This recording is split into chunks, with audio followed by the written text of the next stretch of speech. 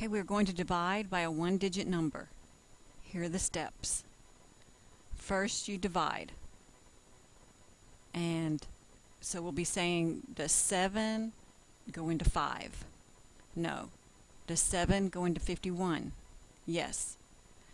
Alright, so what I like to do is put my first digit is going to be above the 1, since 7 goes into 51. The next digit will be above the 4. You'll have a digit above the 5, the 1, and the 4. So this is going to be a 5-digit answer. Okay, so first we divide. 7 into 51 goes 7 times. Then we multiply. 7 times 7 is 49. And then you subtract 49 from 51, and we get 2. The next step is to bring down the next number. And then we start all over. We're going to divide 7 into 24.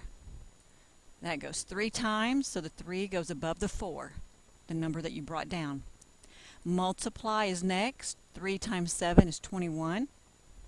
The next step is to subtract 21 from 24, and you get 3.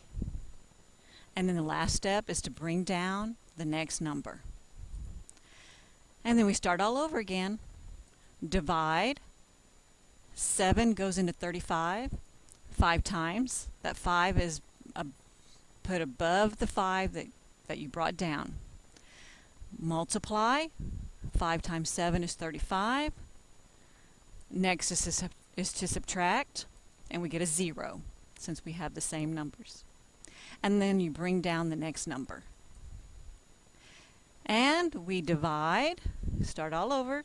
7 does not go into 1, so you show that with a 0. Multiply. 0 times 7 is 0. We'll subtract and bring down the next number. And our last time, we divide, multiply. 2 times 7 is 14.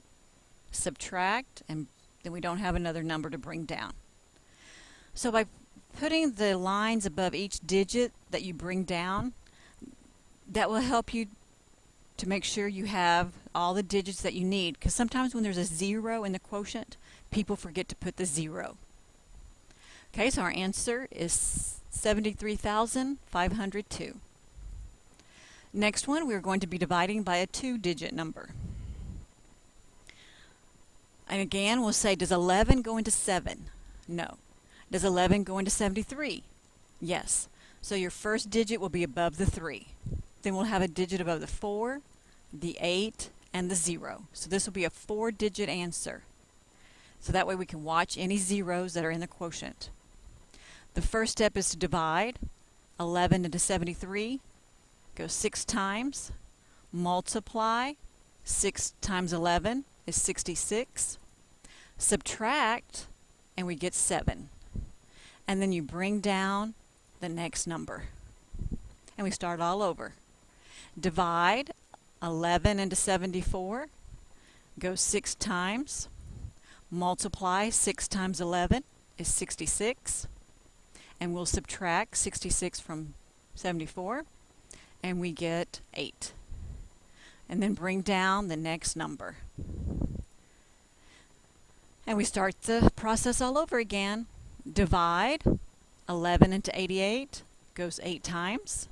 Multiply. 8 times 11 is 88. Subtract. We have the same number, so it'll be 0. And then, now this is the importance of putting those lines above how many digits should your answer be. A lot of people will think they're finished, but we need to bring down the next number. You divide.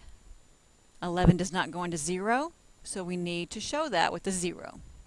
Multiply. 0 times 11 is 0. And then you would subtract, and we get 0, so we don't have any remainders. So our answer is 6,680. So that 0 at the end is very important. Watch the zeros in the quotient. Good luck dividing.